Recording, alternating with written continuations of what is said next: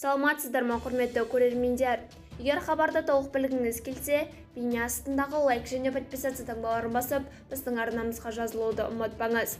Лайк басқан қолдарыңыз Кабатулланың қабырғаларын ұстасын. Еңбек және халықты әлеуметтік қорғау министрлігі әлеуметтік кодексте қаралған зейнетақы жүйесіндегі өзгерістерді түсіндірді, деп хабарлайды Қазақпарат.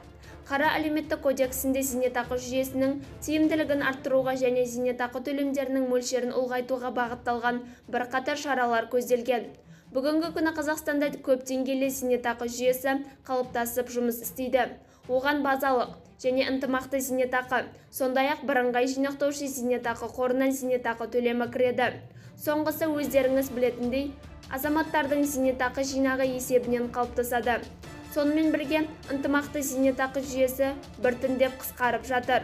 Өйткені оны тағайындау кезінде тек 1998 жылдың 1 қаңтарына дейін, яғни жинақтаушы жүйе енгізілгенге дейін еңбек өтілі ескеріледі.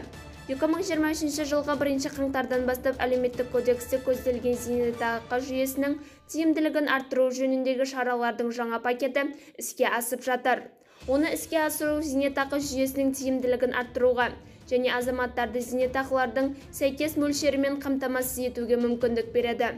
Біріншіден 2023-2027 жылдар кезеңінде ең төменгі базалық зейнетақы мөлшерін кезең-кезеңімен 54%-дан 70%-ға дейін жоғары мөлшеріне дейін, яғни ең төменгі күнкөріс шамасымен 100-ден 120% деңгейіне жеткізу көзделген.